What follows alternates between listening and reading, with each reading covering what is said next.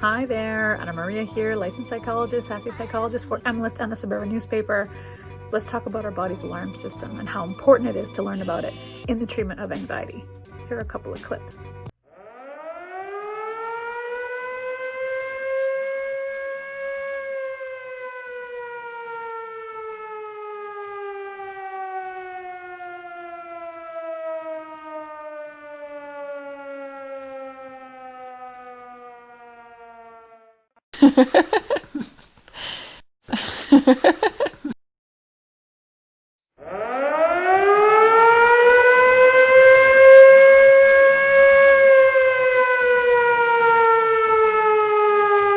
Hi everyone, welcome to Wellness Wednesday. I'm Anna Maria, licensed psychologist, sassy psychologist for MList and the Suburban Newspaper. Today we're going to talk about anxiety. There's a psychoeducational component around anxiety that people need to know, because so many people maintain that they are going crazy, that they're not understanding why this thing is taking over. And while there's so much to discuss there, but first, I'm doing them a disservice if I do not talk about the sympathetic nervous system, the fight or flight system. People need to know what's going on there. And once you know what's going on there, you actually might feel a glimmer of hope, because there's actually something going on within your body from a biological perspective that you just might be able to cope with.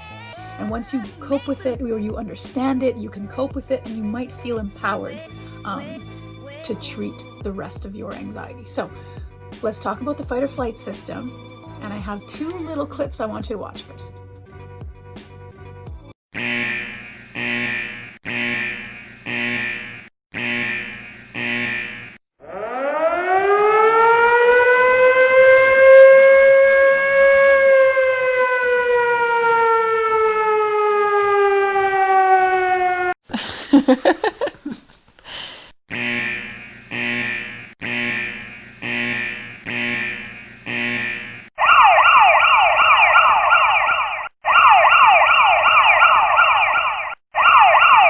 Okay, two examples of entering the survival system, the fight or flight system, if you will. So in the first example, the child is jumping into the water without their floaties, and moms, dads, I don't know if you've had this experience. I definitely have, when you've had to jump in just to get your kid out of the water. Horrible experience, I know, but when that happens to you, of course, it makes sense that Mother Nature has decided, hey, you're gonna react, you're gonna save your kid from danger. Really like ninja-like reflexes when you have to save your kid. It's awesome. And this is the power of Mother Nature, of course, right? And so there's a whole bunch of symptoms that happen. Heart palpitations, you're sweating, your breath is shallow, you're hypervigilant, you can't concentrate, you might pee your pants. That actually is Mother Nature's design. Mother Nature said, hey, if you have to escape the saber-toothed tiger, a full bladder will hold you back. Mother Nature is no fool. And when we need to react, we will react, right? Now, how does anxiety and anxiety disorder come into play? Well, that's the second example, right? And I just use a trivial example of finding a spider on my arm. Whenever we have anxiety, what we're doing is we're taking that thing that we're focusing on, be it a spider, be it a test, be it a social gathering, be it large groups, be it the unknown future. We're taking these things and we're making them a life or death element.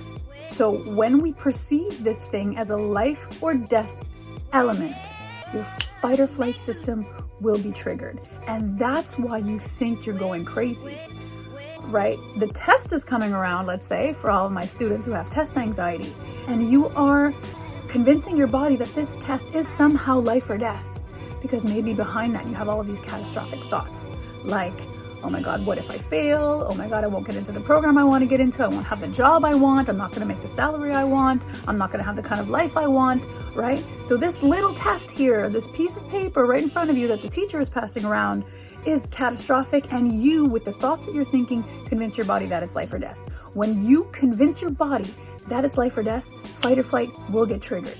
And that's why you think you're going crazy. It's not that you're going crazy.